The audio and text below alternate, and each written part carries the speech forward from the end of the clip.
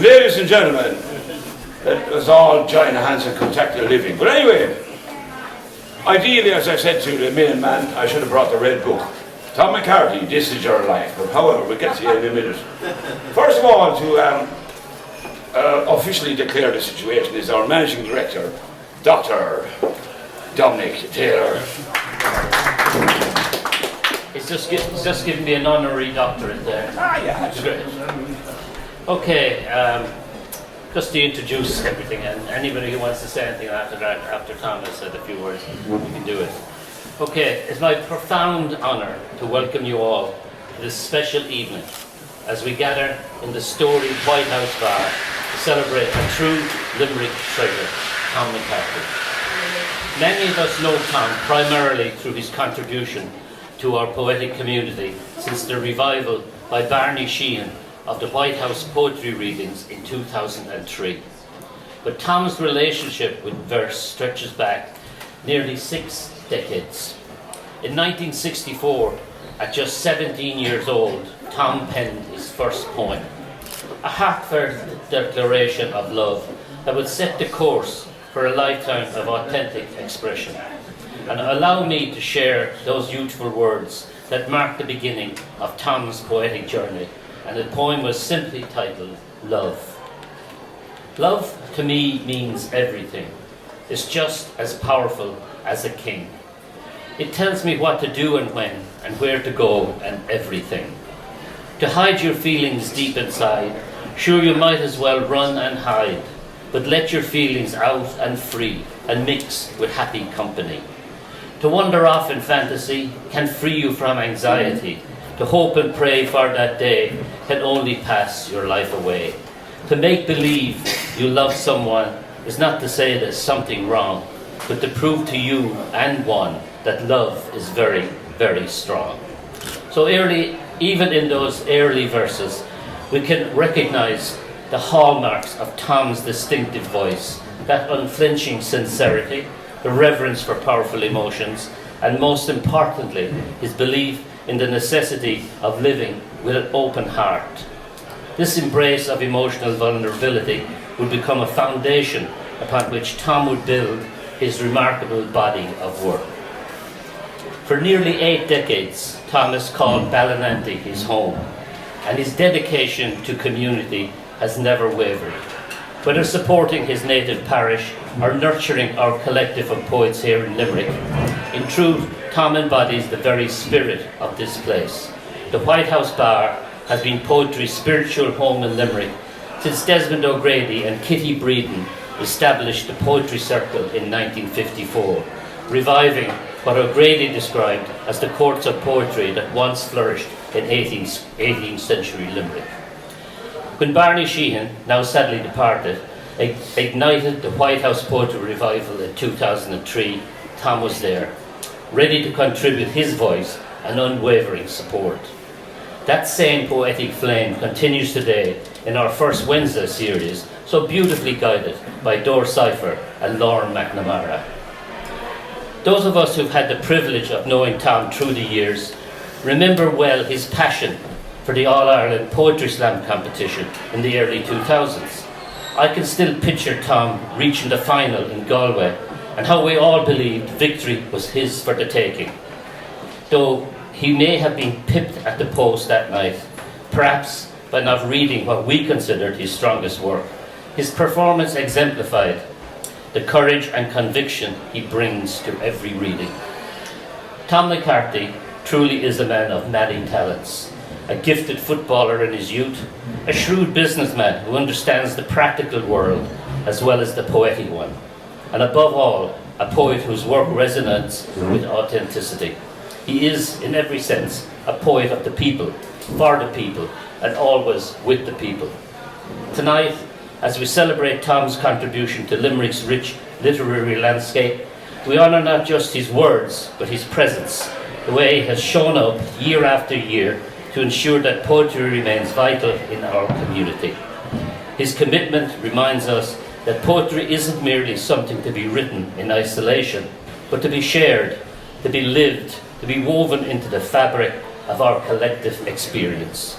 Please join me in raising a glass to Tom McCarthy, Limerick's beloved son, our steadfast friend, a poet whose voice has enriched our lives immeasurably.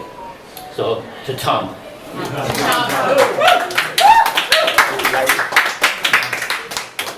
Thank you very much, Dominic. Larry De Cleir will now vocalise, if he can. This is a song that Tom and I have been writing songs, well, on and off as well. First time I met Tom, he was celebrating the winning. A friend of his won the Galway plate. Remember that? When a horse called the Newport Rose. So that's long forgotten anyway. I can't remember that one, but I remember he showed me these words one time, and it was of a poem he wrote called Hardship. Remember that? So I put music to it, and it meant a bit to me because it was about the docks. You know, and my grandfather worked in the Limerick Steamship Company Limited, so I kind of resonated with these songs. It started off as a messenger boy, I think, and rose to the exalted rank of clerk after a while. So when Tom showed me these words, I really loved them. So it's called a Hardship.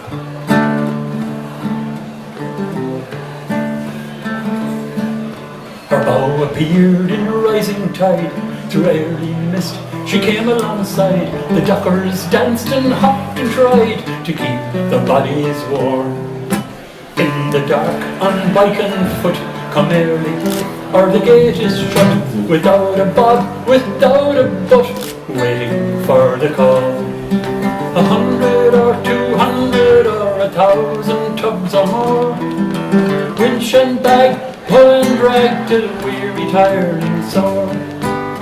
Looking back, still I dream of timber and of coal, the cargo in the collier and the tide that ruled my soul.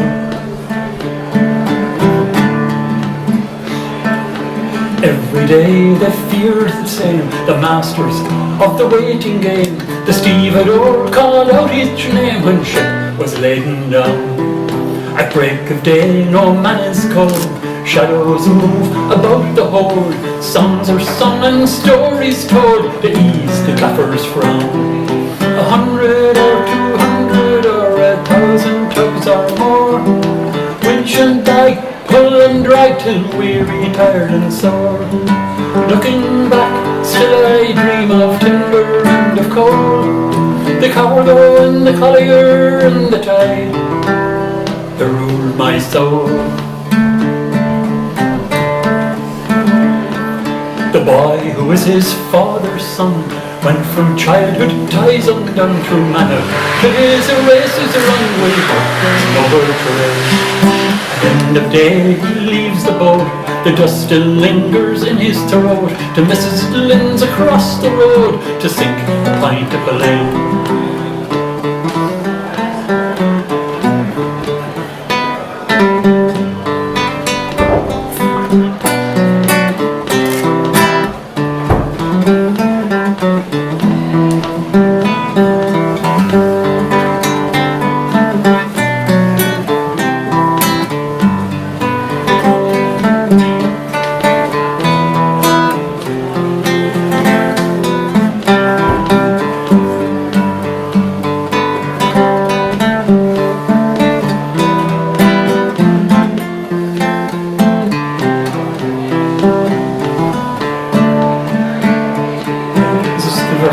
People over 70.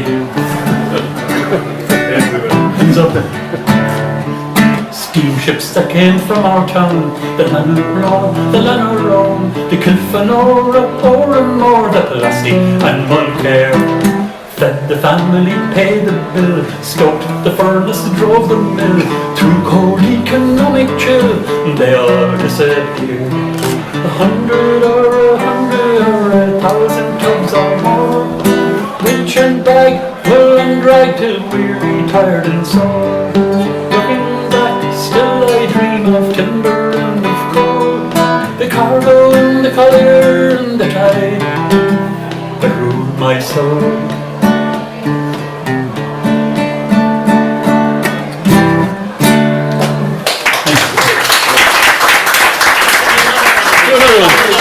This was one that struck me as well. It's been a lovely poem. It's called Broken Old Man, and I think it's on top of it. So I put a bit of music to this as well.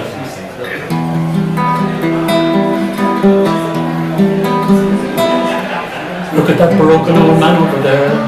He will talk to himself. In his eyes as a glare, he will reach for his friend in that brown paper bag, and he'll scrounge on the streets for the price of a fag. If you ask him his name, he will just turn his head and will whisper with sorrow, my best friend is dead. But believe it or not, that man sailed the high seas. With the loss of his ship he was brought to his knees.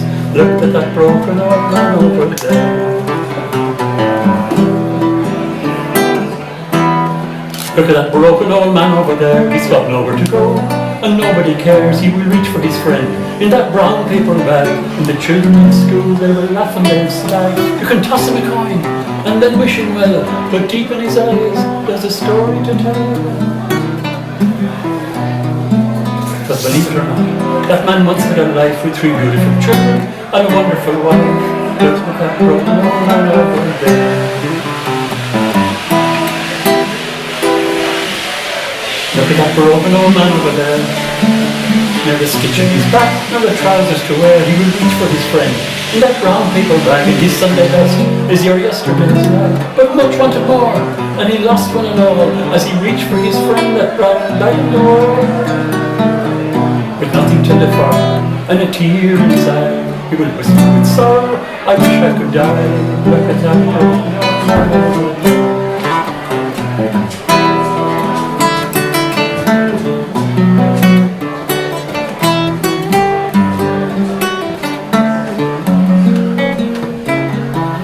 Life can be good, and life can be cruel, and many would say that that man's a fool.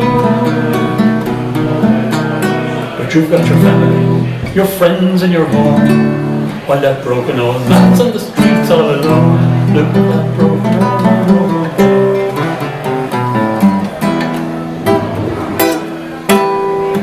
Thanks.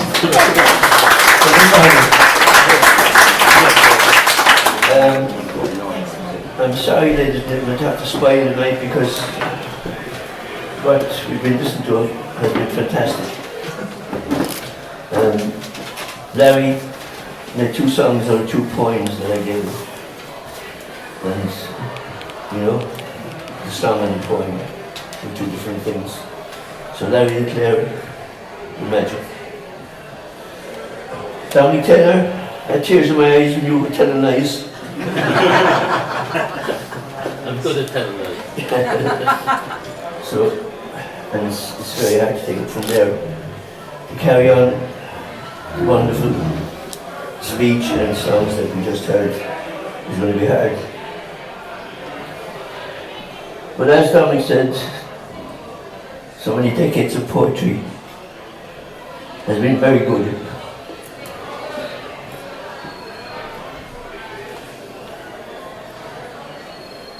And wonderful down through the years.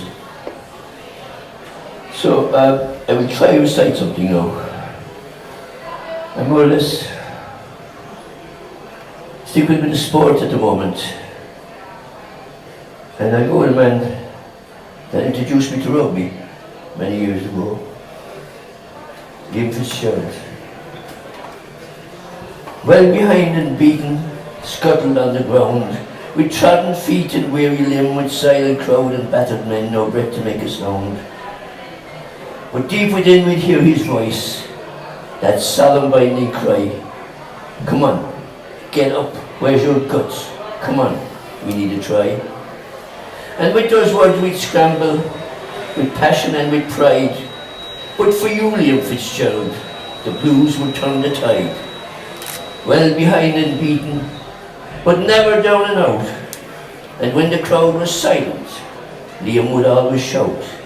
In every game you'd hear his voice, that solemn binding cry, come on, get up, where's your guts? Come on, we need a feckin' try. So that was a man that...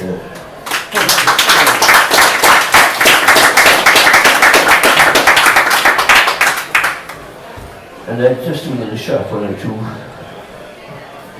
One is called Fact,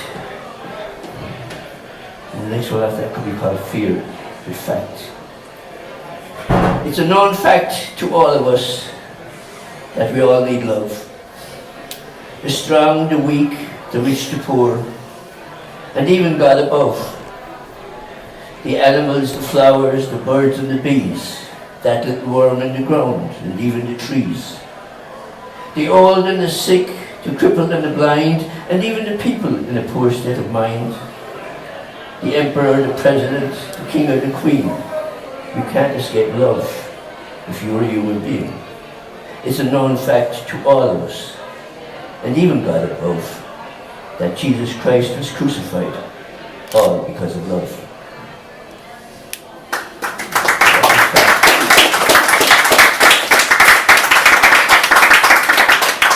And when fear,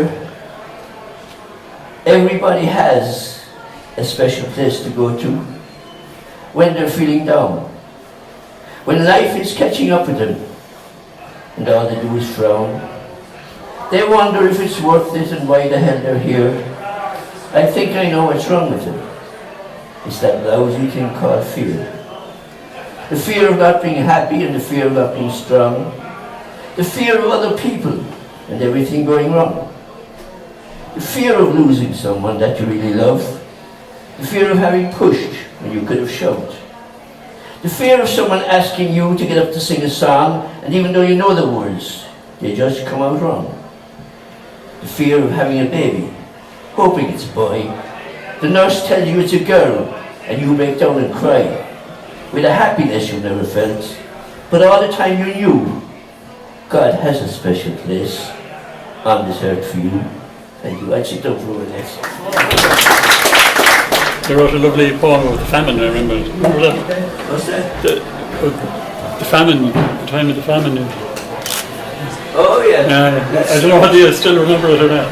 I do, yeah, because I actually played it on tape today. Yeah. Is that right? Yeah. I didn't I'm going to hear that one from you if you remember it. There's the tape that Dominic Taylor done the tape in 2008. But there was so many points on it. It's got something, what was it? Microphone on after 5 years. Yeah. I'd play some of it for you afterwards. I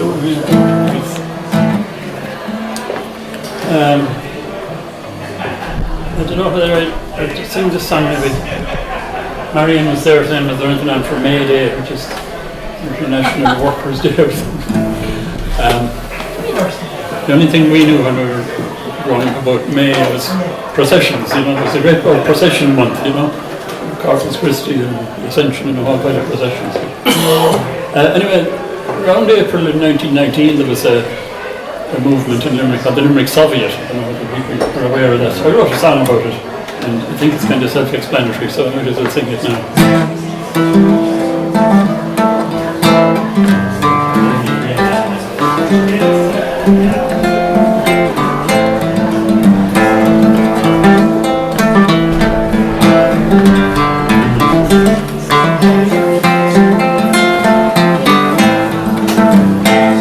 We stood up to the memory of Bobby Burton's grave, when 20,000 mourners assembled at the grave. The army gave the order, it was one that they'd regret. The military tried to crush the rebels on the streets. We asked for simple things, like to march and sing our songs. They responded with the barricades, the curfews and their guns. 2 men died upon the bridge, the third in command.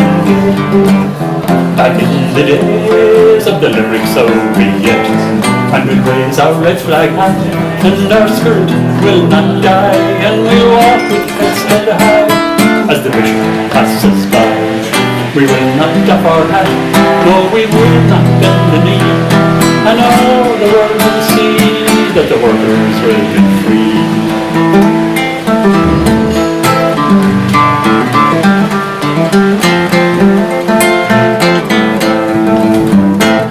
Then came the TUC, 3 powerful men and true.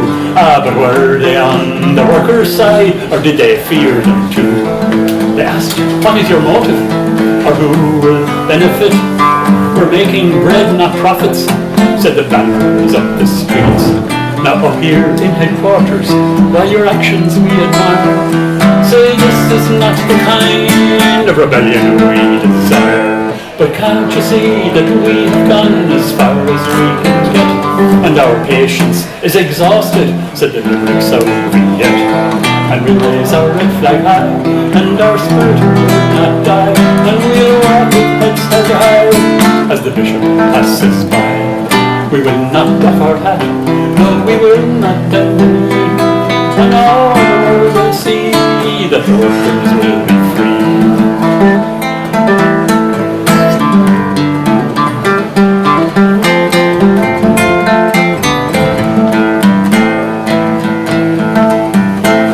The wealthy ones of banking and of business in the town, to relieve the situation, were asked for a few pounds. But those fine merchant men who'd never seen an empty plate, they left the hungry families abandoned to their fate. Down the dim-lit cellar, the printing presses rolled, saying this paper's our bond, that's better than sovereign's gold. If you're going to bleed us dry, that's as much as you will get.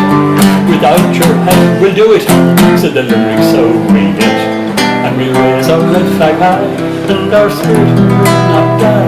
And we'll walk with heads held high, as the bishop passes by. We will not doff our hat, no, we will not bend the knee. And all the world will see that the workers will be free.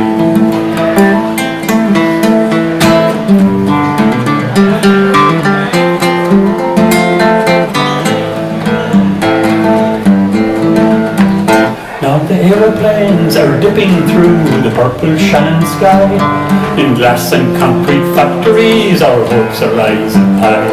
But the bosses, they would like us to forget from where we came, and all their empty promises are sounding just the same. And we hold your memory sacred, with your courage in our hearts, and with you as inspiration we'll fight until the last. And if we are downtrodden and they want us to submit, we'll recall the men and women of the Limerick Soviet. Yes, if we are downtrodden and they want us to submit, we'll recall the men and women of the Limerick Soviet. And we'll raise our red flag high, and our spirit will not die. And we'll walk through heads held high, with the bishop passes by. We will not doff our hat, no, we will not bend the knee. And all the world will see that the workers will be free. Thanks. What can you say about Tom McCarthy? Loads. I've known Tom about 60 years. We've killed each other. Been great friends. Well done. All I can say. Hopefully we'll have a few more friends, a few more years of friendship. So I have 2 poems is all I can find on this. And one is Marriage Refusal. Who would have thought if someone refused me? I asked her to marry me, and she replied swiftly no. So in love we sat there, and why, I wanted to know. How can you refuse me, the best bloke on the block? And as we sat there with a face on me, left in total shock. Bewildered I asked again, her, my life a pledge. Then again another, no, as we walked along the hedge. She knew how much I loved her, and all that I could do. She also knew in her heart that I would forever be true. Then she asked about what we would do that day, as if the question I had asked her had just gone away. And so I pushed it further and I asked for reasons why. Her answer slow in coming, and a tear was in her eye. Look, she said, it's hard enough with us just going out. But married? How could we know what that is all about? We have to save the money, and that will take some time. Pay for a huge party and invite all of yours and mine. It's all too much, and it seems like too much bother. Besides all that, I never liked your brother. And someone calls me Mrs. and says to you, hey, mister, don't look at me so shocked, you used to date my sister. Ask her if you want someone to be in your wife, and if she agrees, you both can have a happy old life. I think the sun has burned you on the top of your old head, and if you go near my sister, then the both of you are dead. I love my sister dearly, and you I love the same. But we have life to live, and I won't take your name. I sure, come on, I said, at least give me some hope, and don't just crash me down and leave me hanging on a rope. Here's the deal, she said, okay, a small glimmer of heaven. I'll marry you in 2 years' time, she said, when I am 11.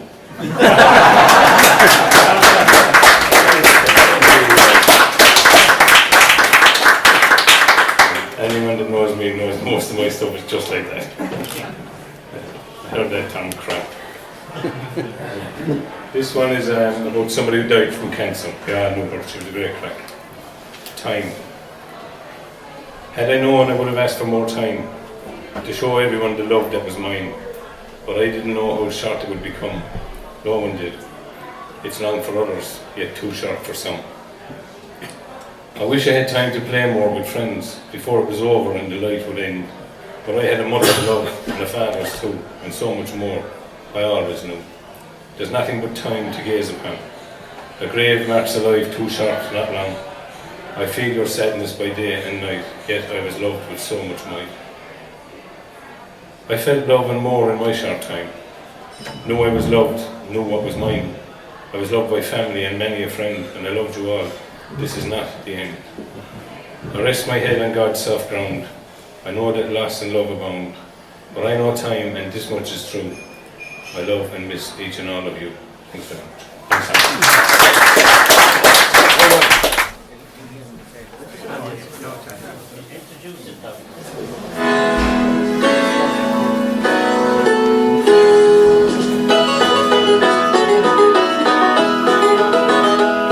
They gather around in sorrow, but for me there's no tomorrow, as they gently lay me down into the ground. The coffin's like a glove, and the roses are for love. Everyone agrees that I was sound. There were sandwiches and tea, and the beer was running free, and my youngest daughter sang my favourite song. And watching from above, I was saddened by her love, but she seemed to settle as the day went on. I don't believe you're dead when you die. You'll shed your shell and soar up to the sky. You'll mix with all the stars, with Jupiter and Mars. I don't believe you're dead when you die.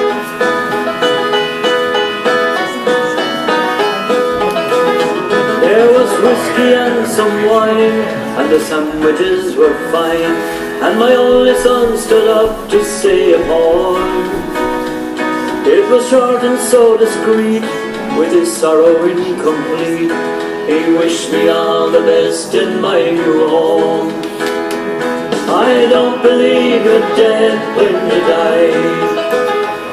You'll shed your shell and soar up to the sky.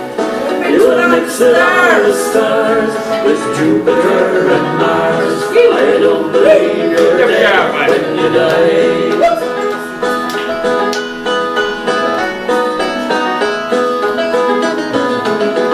As I stood before the Lord, and the angels took a chord, and the music that they played was just divine.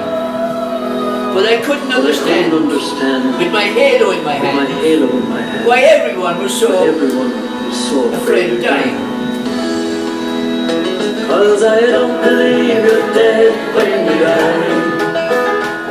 You'll shed your shell and soar up to the sky. You'll mix with all the stars, with Jupiter and Mars. Believe me, you're not dead when you die. No, I don't believe you're dead when you die. You'll shed your shell and soar up to the sky. You'll mix with all the stars, with Jupiter and Mars. Believe me, you're not dead when you die.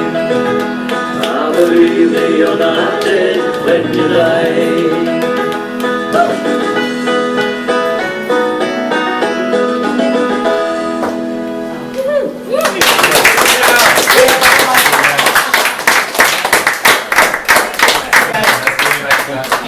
That's one I didn't give to I go to sleep.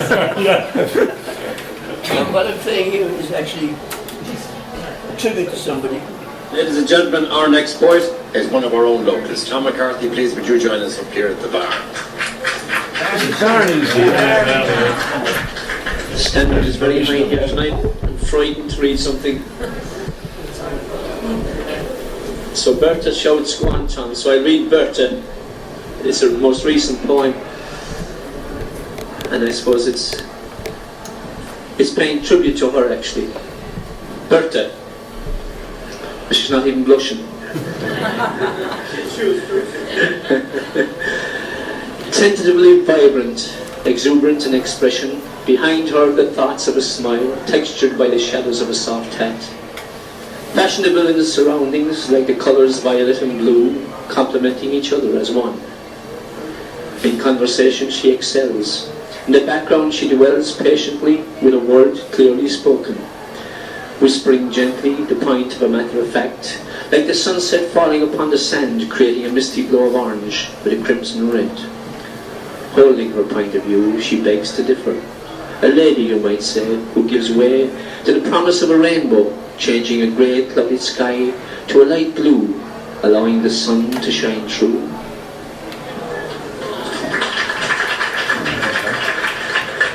And that was the colour she used to wear. She used to wear that kind of colour in her clothes and her hat. So that The curse of the blight. I turned the earth right, but the curse of the blight condemned me and my family to death. Without conscience or care, it spread through the air and killed every potato I set. A fungus in breed, it blackened the seed, like the landlords it took from the land. Without crops, empty pots, hunger set in. It left nothing for the baskets in hand. For each stalk that I turned, I faltered and churned, I trembled with hunger and fear. And each blackened leaf brought nothing but grief, it meant death for many that year. As dysentery came, I begged without shame. For my woman and young ones I tried. I scraped and I scrounged, I cursed at the ground. But deep in my soul I had died. The graveyards were full with the old and the young, and the crops had failed once again. Many gave up on the side of the road, both patience and bodies growing thin. With the stench of the crops from the stalks and the plots, the country was in disarray. As the soup boilers drained, many were named, and those that were left knelt to pray. At last I was there, without conscience or care, caught up in the tranquil of death. Without family or home, I died all alone, with the curse of the blight on my breath.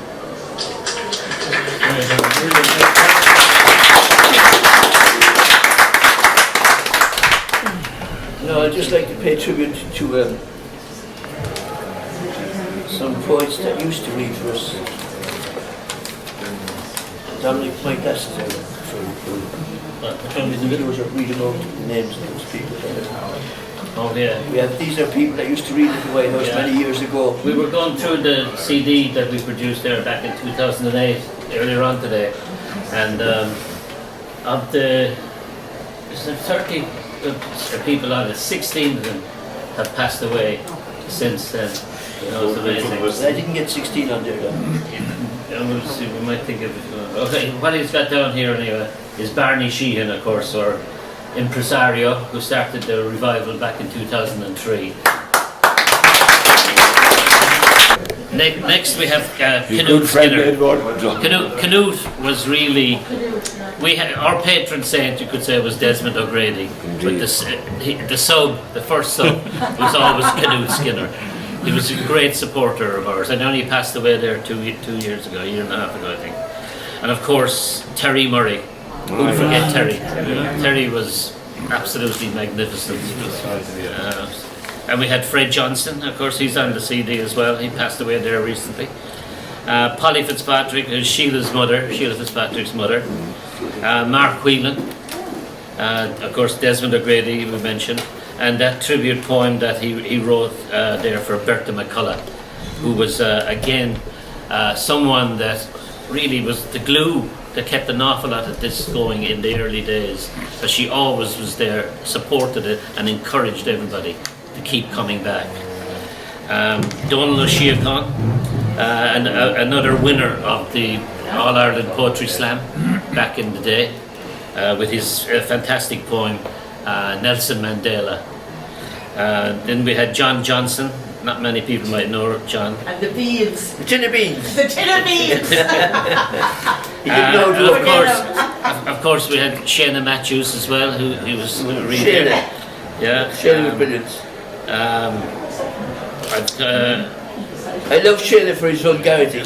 We had Kevin. I love Shana for his vulgarity. He was brilliant. Well, I have one off the top of my head, but it's not vulgar, but that upset you. Other people who had read here but weren't sort of regulars was Kevin Higgins. He was our guest here. He was our first external guest at the revival back in 2003. I think he came in 2004.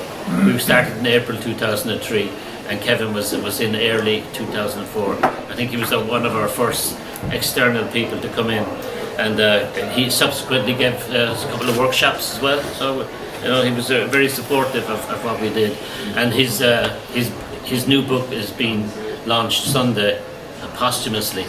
Unfortunately, we've got a gig as well, so can't go. But have you even got the disc, the cover of the disc? Have you? Oh, yeah. Who else have we got? Gee, I can hardly read it myself. Chris O'Flynn, a stalwart of Limerick Writers. Arthur Conneela, nobody will remember Art, but I remember him well. He was a Irish great language guy. board. Yeah. Andy Curtin. Anybody remember? Nobody remembers Andy. I think Edward would. Yeah. I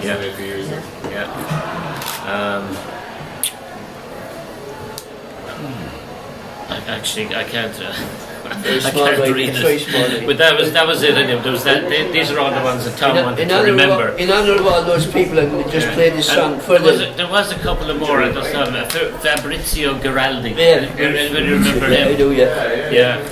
And Dominic, what about Jerry O'Brien? But he wasn't a poet, he was a stalwart of here. Yeah. He had one poem, one piece that he recited all the time, and I've been looking for it for years on the videos that we have, but I can't find it. Is that the one about heaven? Hmm? Is that the one about heaven? No, I don't know. I can't remember exactly what it was about. No. Anyway, The red-haired fellow, was it? Lazarus was his other name. for all those names, for all the names that Dominic has called out, this is a tribute to them. It's in memory of them, okay? It's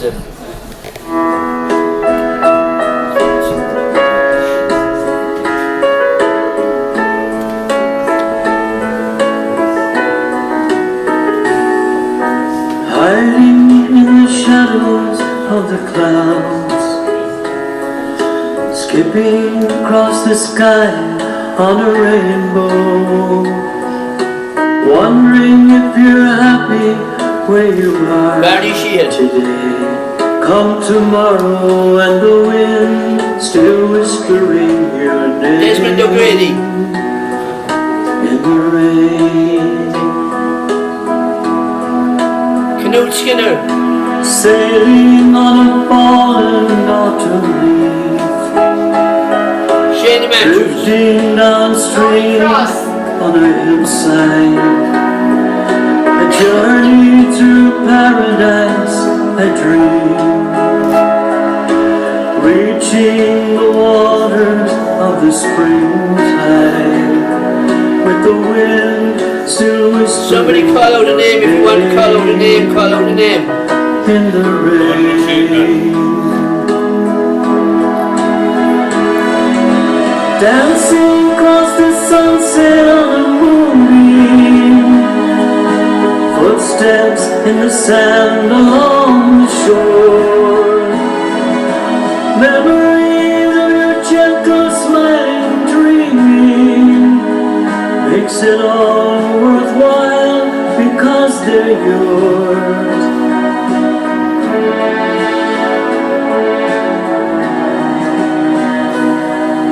Rising in the early morning mist, touching the flowers in the meadows, Daffodils and snowdrops softly kissed today. Come tomorrow and the wind is whispering your name in the rain. I can still taste the salt on my lips from the tears that I cried as I watched my mother die like a soldier after doing her duty as a mother, as a wife, and as founder of the Limerick City Youth Pipeline. Gliding on the wings of a swallow, riding on the crest of every wave.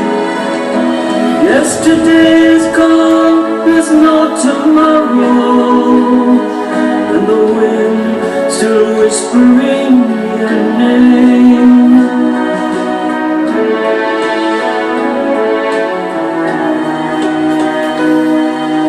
Sailing on a falling autumn leaf, touching the flowers in the meadow, rising in the early morning mist,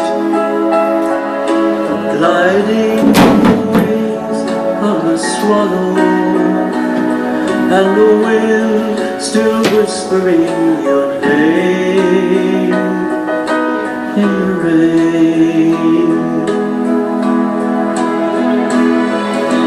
Dancing across the sunset on a moonbeam, footprints in the sand along the shore, memories of your gentle smiling dreaming, makes it all worthwhile because they're yours. Makes it all worthwhile because they're yours. They are yours.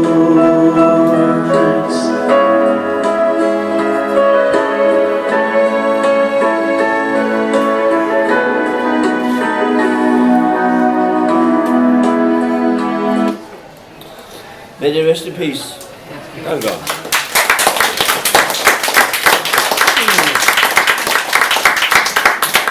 A request for a poem called Dolphins. She loves that poem. She's a very good poet herself, but she won't get up and read.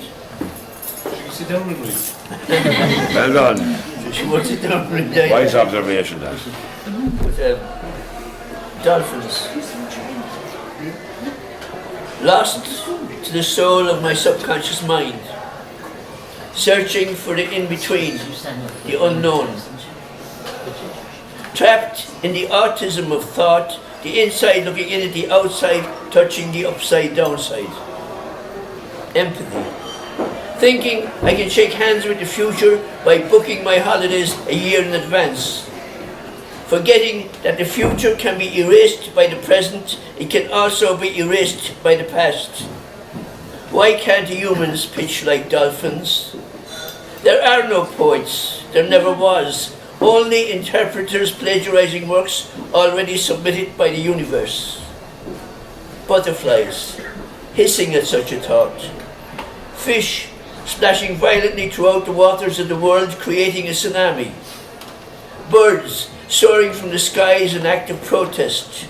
Trees, refusing to let go of their leaves in the fall, ignoring winter's call. Why can't humans pitch like dolphins? My only refuge is my bunker, my bed, using my pillows as sandbags, listening to the bullets whisk past my head, waking to the realization that bullets can draw blood in a dream, leading me to believe that fish and I have one thing in common. We cannot swim in red sand. Why is it so hard for me to find the right balance, the in-between? Why do I continue to search for something I already have and have had for a long time? Why do I expect love to be more than a bunch of flowers? And why can't humans pitch like dolphins? Thank you.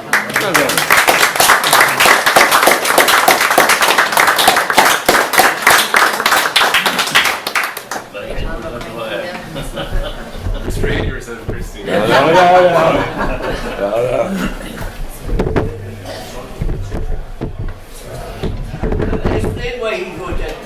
because Anyone who fucking knows you knows why you're called Tom McCarthy, right? So we should stop. Ed started to come in as a very young man. He used to carry his football boots after training into the White House. I think we were very young. What age were you? I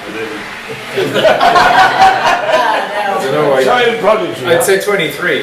But when the first time he ever read, he was old English. And Barney Sheehan made a comment to me. Barney said, "Who the fuck is he?" The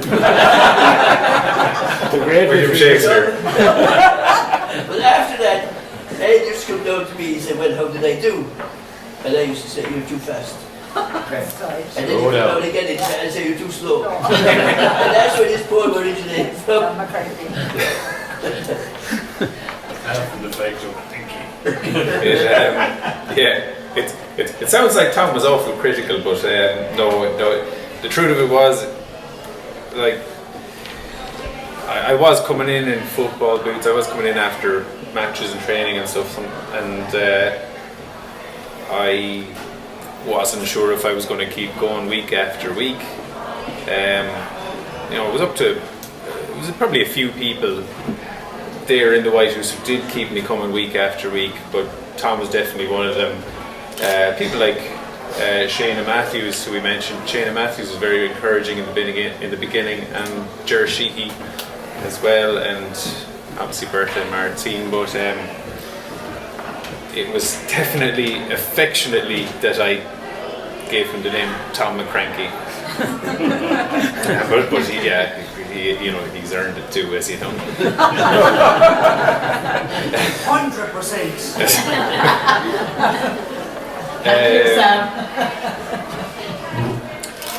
God, yeah. So actually nicknamed Tom McCranky.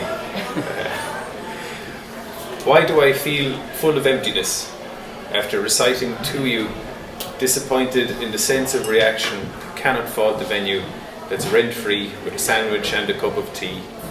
I know it's not the master of ceremonies. He can only do so much, sometimes too much. But that's me, intoxicated with originality.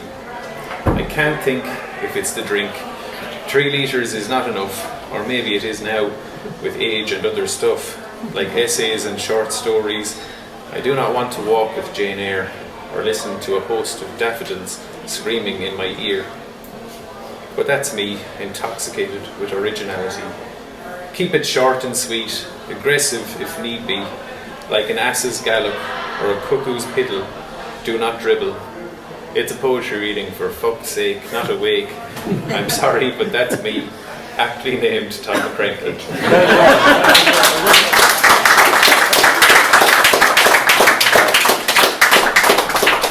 Boston, the 7th and the Pods up there in the street. Harstone Street. But there was a couple of Clare girls working there, and a couple of Limerick lads. And Limerick and Clare got through to the Munster final. And my father, God rest his soul, always went to that match. And he always came back with the same story. We beat him again. But this time the girls in the job were kind of saying, we beat you this time, we'll beat you, we're going to get you this time. And lo and behold, my father returned and said, they beat us. So I wrote one verse of a poem then, before the final was played. And it went like this. Break those sticks and pile those tires, strike that match and light those fires, play the music, sing the song, the curse of Biddy-Earl is gone. And then they went on to play the final.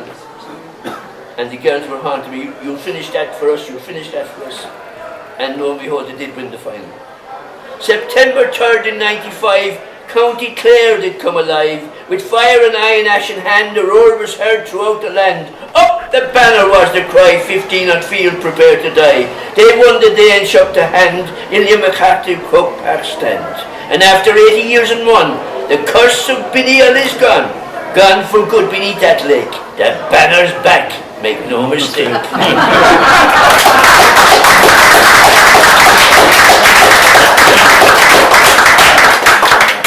And fair to tell you that the lads nearly put my pants off because they were 4 Limerick lads, nearly put my trousers off me. You were abused, Tom. They would have seen anything in it. Right, so I'll read the one I always read. And it's one that I always remember because as much as he's known as Tom McCarthy, he's also a big softie.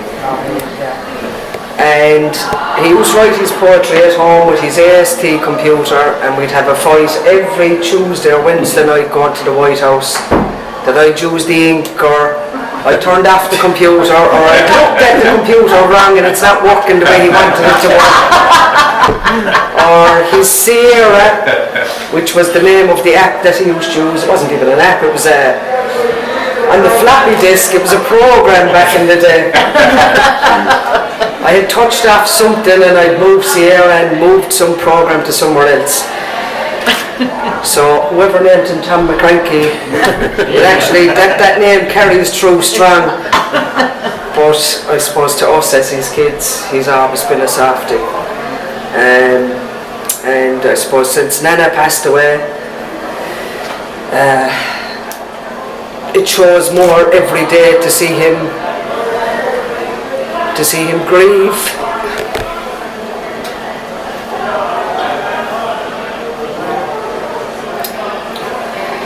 But every word, I honestly think I'd get upset. Sorry.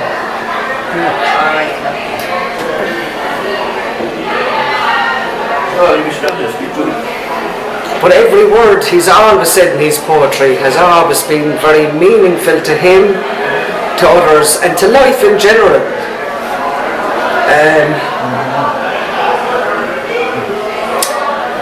So I'm going to read a poem that he read, and I saw him cry for the first time about his own death. And I suppose Granda to us was a man with a pea cap that used to walk the compound, as we call it in Ballinelty, a very quiet, sombre man that we'd call to on a Sunday. And we'd get our pound note and we'd go back over and we'd spend it in Nana's shop.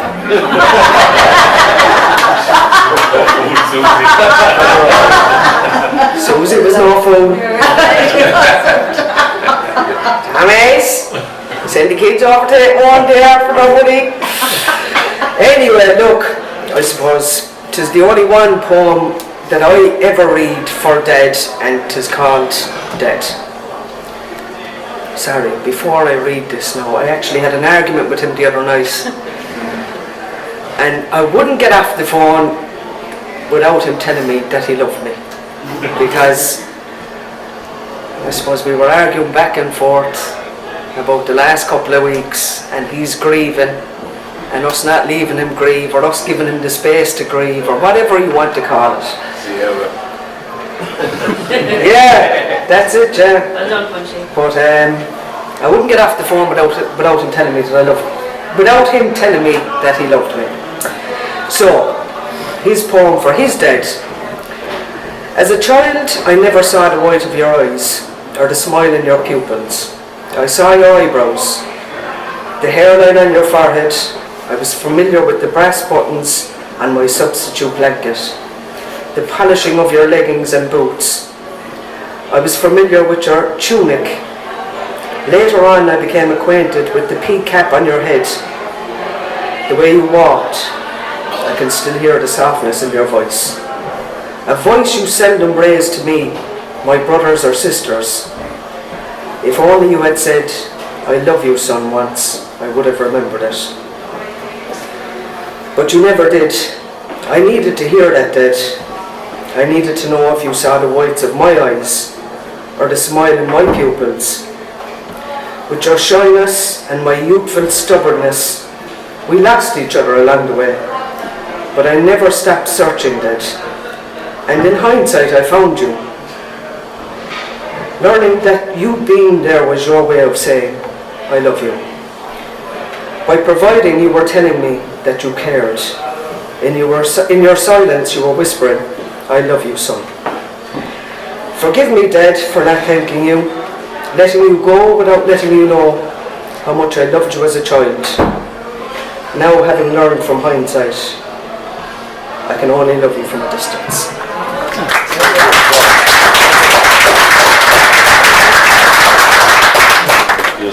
You're still here, we still love you. We're not a while anyway.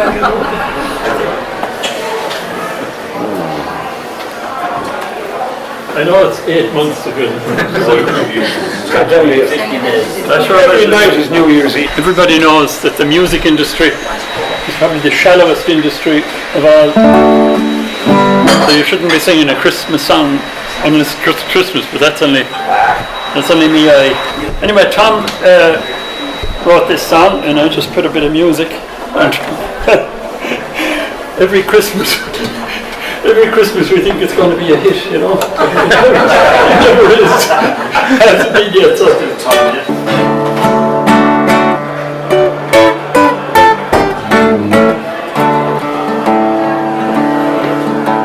Christmas is just around the corner. Santa's getting ready with his sleigh. The reindeer are getting all excited. Rudolph is going to lead the way. The children are cleaning out the chimneys so Santa can bring down their toys. He's going to wear a special pair of slippers. The way he won't be making any noise. Christmas is just around the corner. Santa's getting ready with his sleigh. The reindeer are getting all excited. Rudolph is going to lead the way.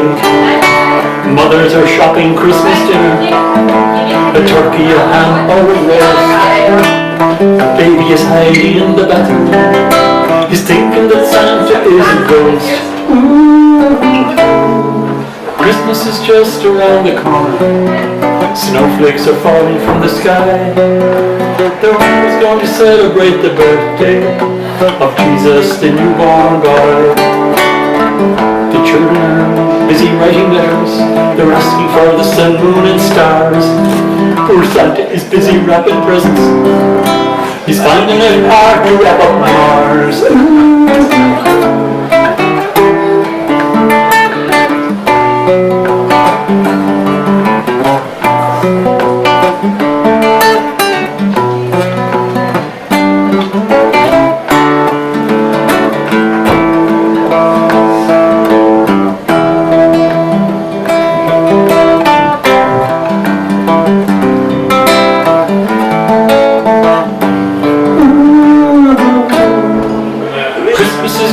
Around the corner, everyone is rushing everywhere.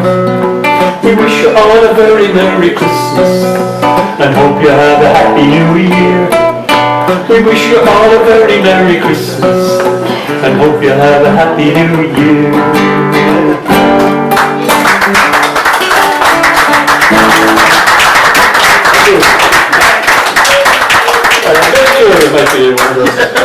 New York. That song actually has featured on a number of Christmas albums, but none of them really made it to the top of the charts. So, and on a few. This, I think, is one of the poems that I read in the competition, Dominic. I'm not sure whether it is or not. Can you imagine 1,000 children splashing up moon dust in a fishbowl and doing somersaults in the thin atmosphere of the moon, left wondering how they got through the ozone layer without protective clothing? The cow nearly knocking the bowl over, and the little dog laughed to see such fun as the dish ran away with the hot spoon. Can you imagine becoming a prince for 1 minute? Kissing Snow White on the lips, bringing her back to life, hallucinating her as your princess wife, only to suffocate her again by galloping off into the depth of the sea on a grey-white seahorse stallion, leaving the seven dwarfs behind in tears. The same prince returning to claim the glass slipper left in the palace hall in the royal ball, only to let it slip through his fingers, smashing it into 1,000 crystal pieces, losing all hope of finding feet as petite as Cinderella's. Can you imagine becoming the daddy bear, finding your family's porridge had been nibbled at, and the blankets on the beds had been ruffled with, chasing Goldilocks through the forest, crashing into Little Red Riding Hood, scattering the contents of her basket only to discover a casket full to the brim with coke, heroin and upjohn 90s. Medicine for her sick, aging grandmother, so she told the big bad wolf in uniform. Can you imagine 3 little pigs under peer pressure, needing a fix to go through the ozone layer without protective clothing, wanting to splash up moon dust in the fishbowl and do somersaults in the thin atmosphere of the moon? Hey diddle diddle, the cat and the fiddle, the cow jumped over the moon. The little dog laughed to see such fun, and the dish ran away with the hot spoon. Lovely.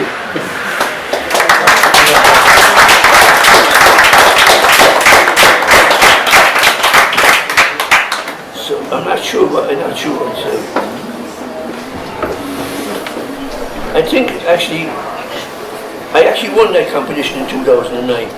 You didn't win it. I won it.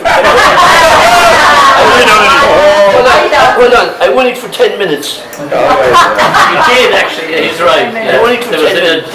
an objection. It was a recount. Going in the door, you were told that you had to do the poem from memory. Interesting. The poem I was reading was a fresh poem, a new poem that I had.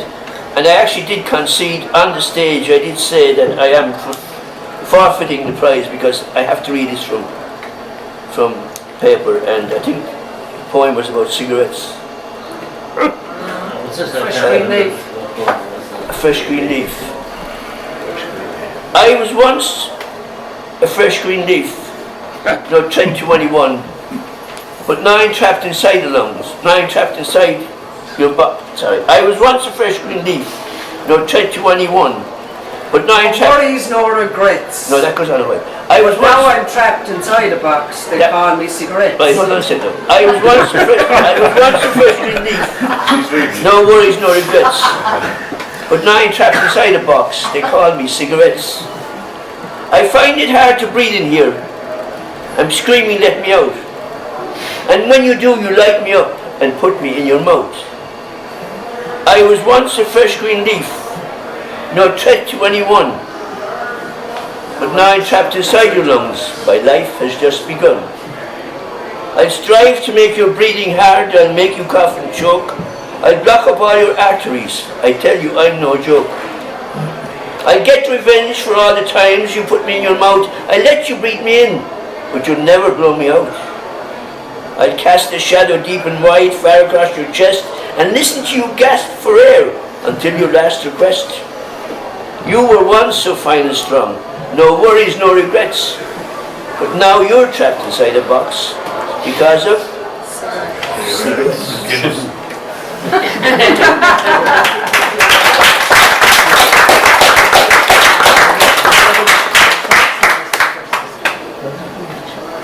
Now, you talked about Guinness. You just said Guinness behind me, okay? So I have a pint of Guinness in front of me. You can't send me back now that I'm out. I'm highly explosive. I've fraught from the mouth.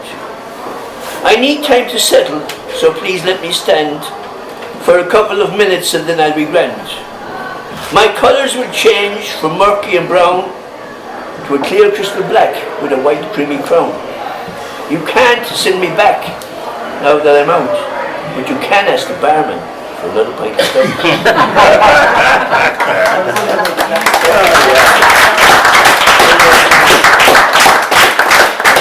While I'm on a small roll, I just do the small roll. While I'm on a small roll, I just do this to finish Dominic's half an hour or quarter, or whatever it was left.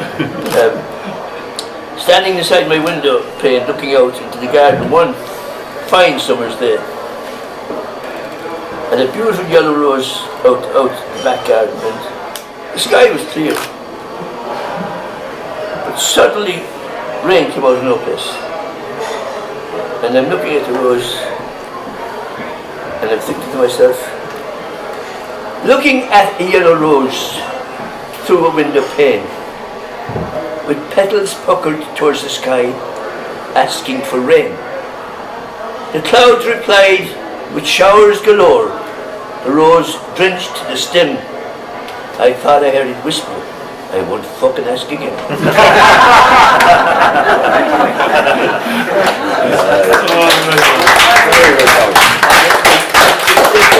There's one more little short one inside inside and the opticians get looking at my eyes, and I'm just thinking to myself, a little spider weaved his web, searching for his prey, happy with his catch each and every day, until a fumbling bumblebee crashed through it with his head. Would you ever go to Specsavers, the little spider said.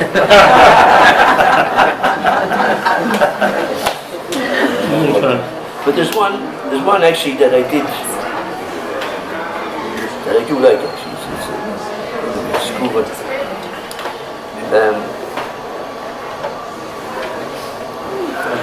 It's called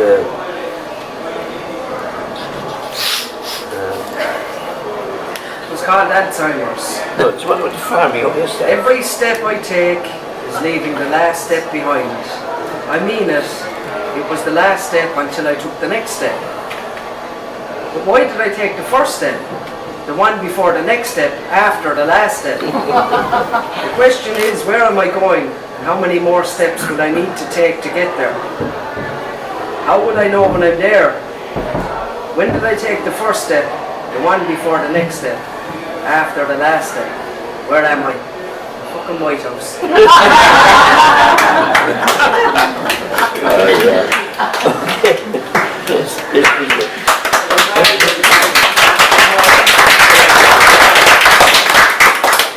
This is a little story to this one. Actually, when we moved to Ballinanty first, I was 3 years of age.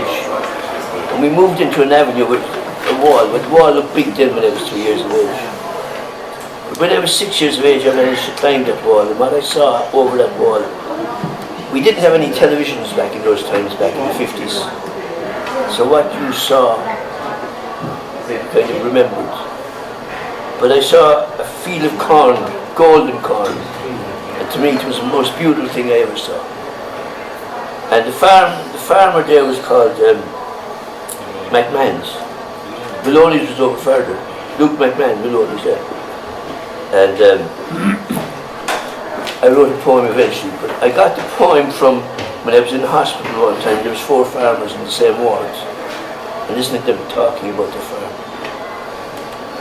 With the tumbling paddy and the horse-drawn plough, the reek, the wine and the cock, with the chaff of corn and the thrashing flail, farming now seems mock. When the milking herd were milked by hand and the harvest cut by side, I helped my father work the land under all 4 seasons sky. With the planting in the springtime and the digging in the fall, with the saving of the harvest I could hear the corncrake call. But the winter months were long and hard.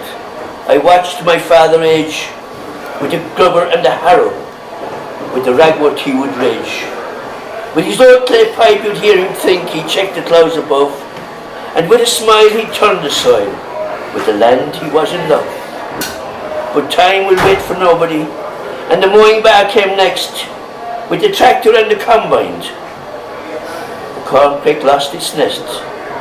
And I often heard my granddad to my father, he would say, "'Tis nature that will suffer with the chemicals and spray." But I myself have memories of my mother making bread, with the oven on the fire and the crane overhead, with the kettle and the skillet hanging side by side. "Fetch some water for your mother," my grandma often cried. With the churning of the butter and the shaving of the pig, with the curing of the bacon and the skimming of the milk, with the feeding of the chickens and the baking of the bread.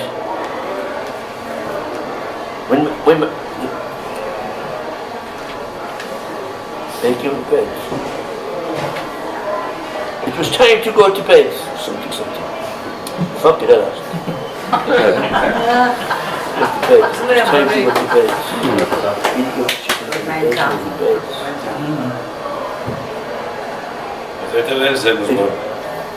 When my Mother's Day was over, it was time to go to bed. She no sooner touched the pillow when the cock began to crow. She no sooner had her children when they began to go. And one by one they left the land in search of better ways. But what they learned on the farm stayed with them all their days.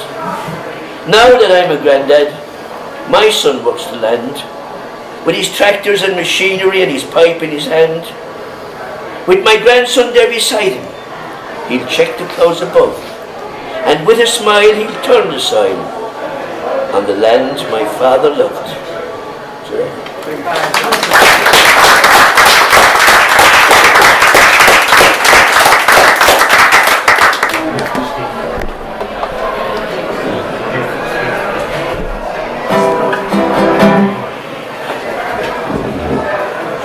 First, let me say, Tom, it's a fantastic privilege. I'm really thrilled that Dominic asked me to play a few tunes tonight. Your songs is delighted, you know, and there's a tribute to you. And I hope you keep writing, because you've written some fantastic stuff, you know, because when, I only sang 3 of the songs there, but there's a few others as well which I've forgotten actually. But anyway, I'm talking about grandparents and grandfather and that, and I wrote this song when my grandson was born, you know. It's called Where Everyone Is True, and somebody told me a few years later, it's much easier if we'd only known how easy grandchildren are, we'd have had them first, you know. But anyway, I wrote this out. It's called Where Everyone Is True. Dreams won't cost you anything, my granddad said to me. Just before I went to bed, we were sitting in the shed beside the apple tree. The things we thought would never change, we watched them fade away. We all got by on our own supply. It's not like that today. You might think life was simple then, but I'm proud we got this far. We built this land using our own hand in the shadow of the Civil War. Back in the day when I was young, nothing came for free. Life was hard, you work till you starve, and that is my legacy. Rock-a-bye, sleep at night, dream until the dawn. The world became a better place the day that you were born.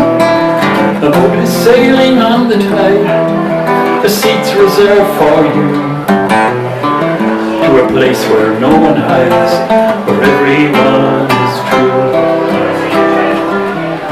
I woke next morn, the air so still, the dawn held its breath,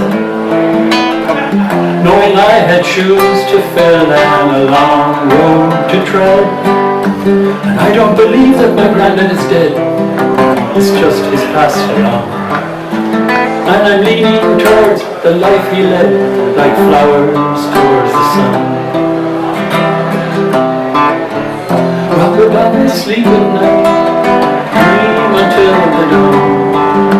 The world became a better place the day that you were born.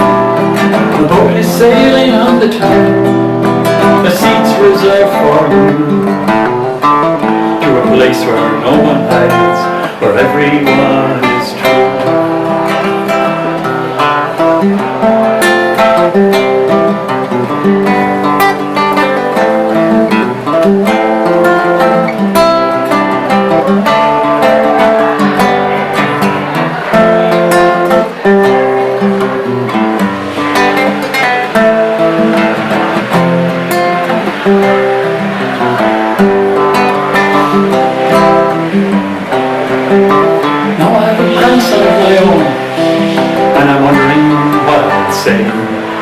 In the fading light when he's tucked in tight at the ending of the day, don't find myth to comfort you, stay with what is real. Play it, play and play it true, each turning of the wheel. Rock-a-bye, sleep at night, dream until the dawn. The world became a better place the day that you were born. The boat is sailing on the tide, a seat's reserved for you, to a place where no one hides, where everyone is true. To a place where no one hides, where everyone is true.